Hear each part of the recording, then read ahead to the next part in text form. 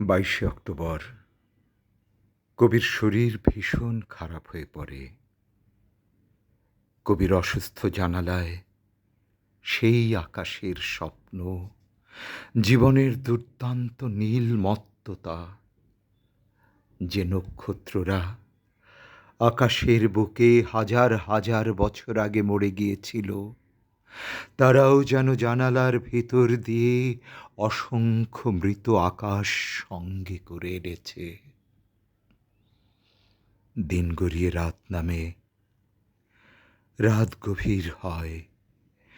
কলকাতার রাজপথে পথকুকুরের কান্না, হয়তো বরিশালের বগুড়া রোডের জংলা গলির শেষে ডেকে ওঠে শেয়াল, সর্বানন্দ ভবনের বড় কাঁঠাল গাছের পাতার আড়াল থেকে এক নাগারে ডেকে চলে ভুতুম প্যাঁচা। কবির কষ্ট বাড়ে, বাড়ে অস্থিরতা, শ্বাসকষ্ট। ডাক্তার, নার্স আপ্রাণ চেষ্টা চালাচ্ছেন কবিকে সুস্থ করতে।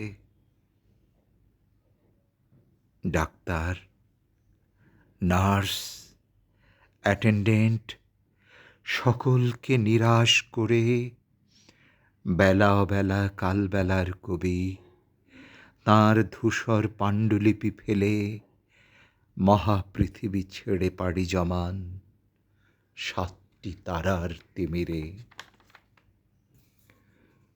কলকাতার জনপথে শেষ ট্রাম মুছে গেছে, শেষ শব্দ। তখন জীবনের জগতের প্রকৃতির অন্তিম নিশীথ। অনেক ক্লান্তি ক্ষয়, অবিনশ্বর পথে ফিরে ফিরে যে নক্ষত্র এসেছিল হেমন্তের তারাভরা রাতে, সে একা পায়ে চলে গেল।